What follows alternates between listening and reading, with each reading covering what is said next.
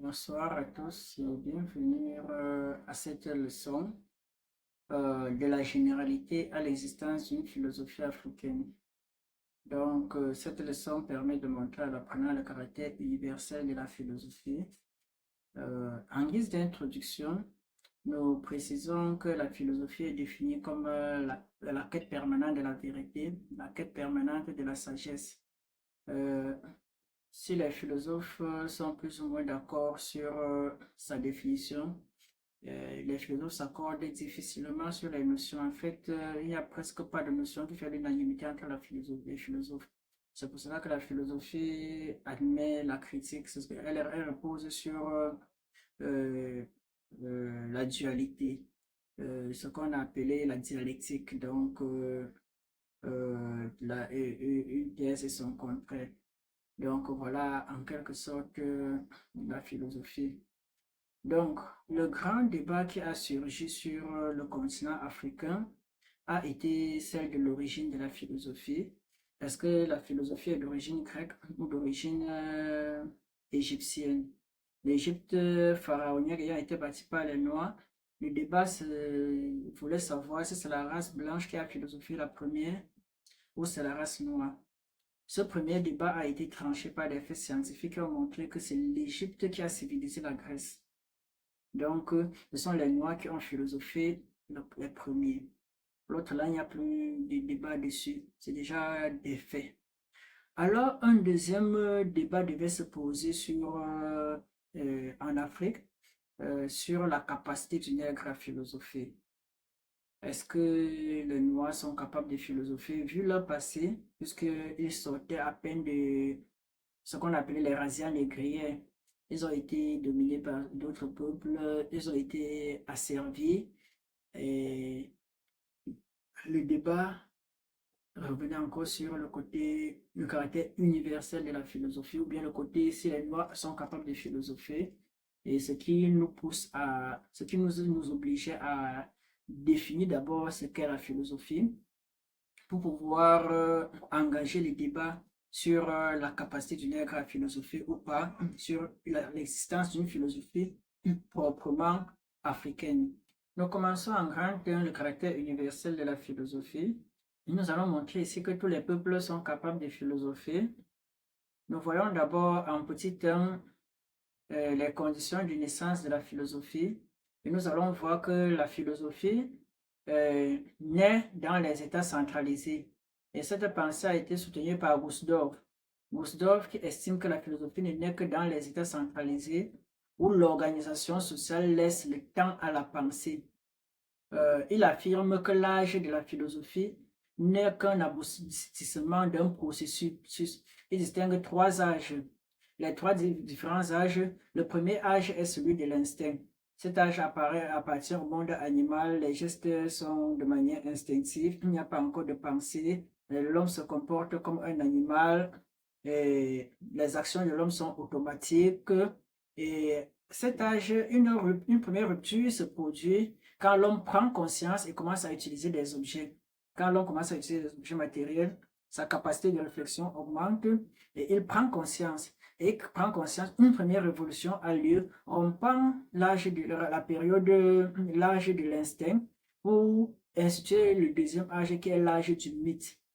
Et à l'âge du mythe, les objets et les actions de l'homme deviennent de plus en plus réfléchis et il commence à parler. Avec la parole, il commence à structurer sa pensée, il commence à, à, à vouloir expliquer le monde.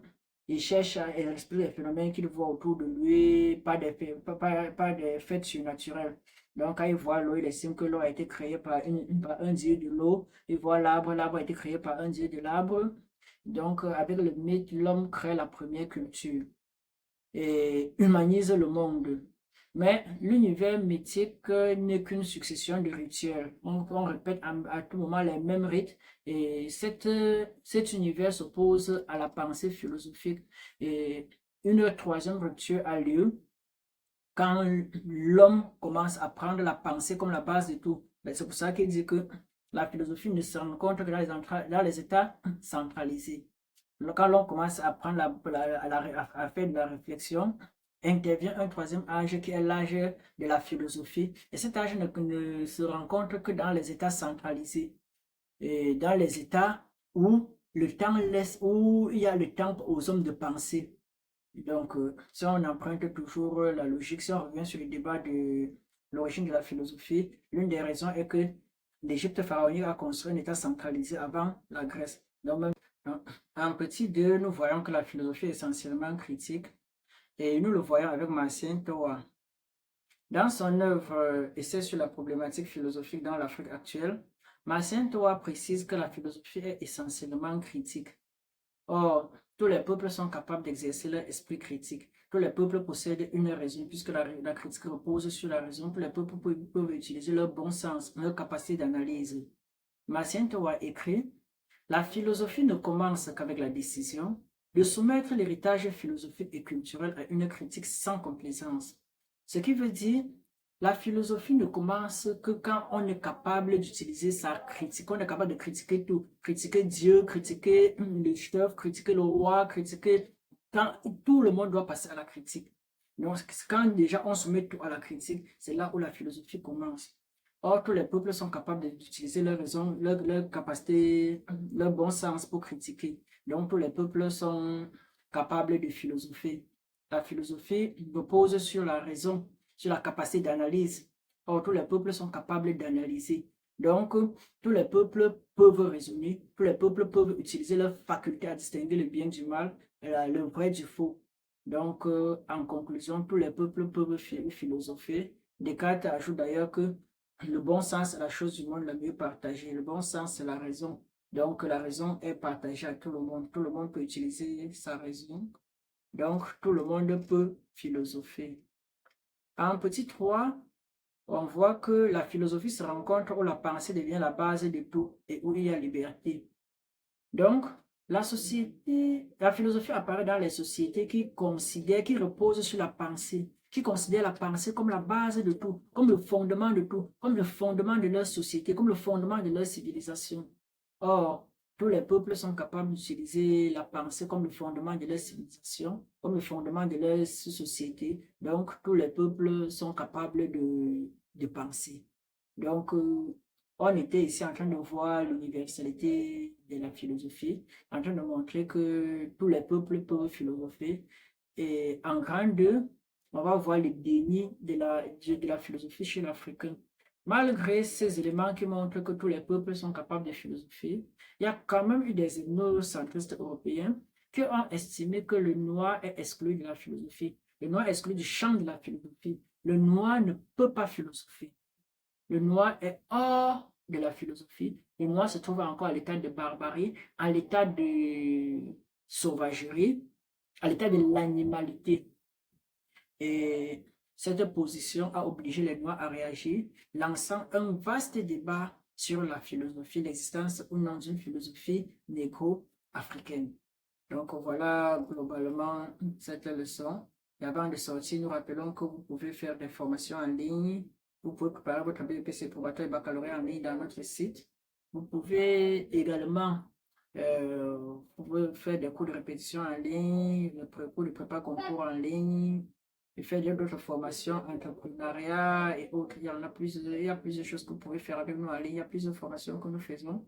En bas de cette vidéo, le premier commentaire, vous aurez le lien de notre groupe WhatsApp que vous pouvez intégrer pour pouvoir postuler à une de nos formations en ligne.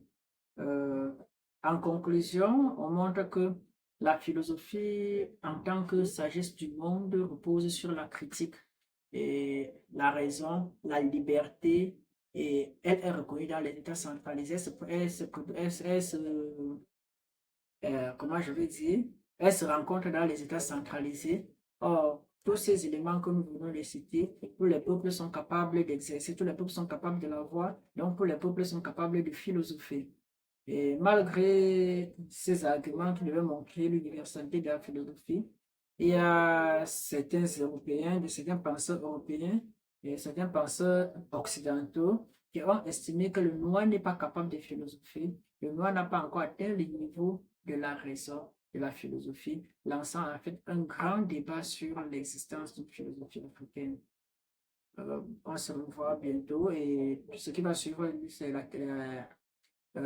les thèses ethnocentristes occidentales. On va montrer sur quoi les Européens les penseurs européens ethnocentristes se sont basés pour montrer que le noir n'est pas capable de philosopher.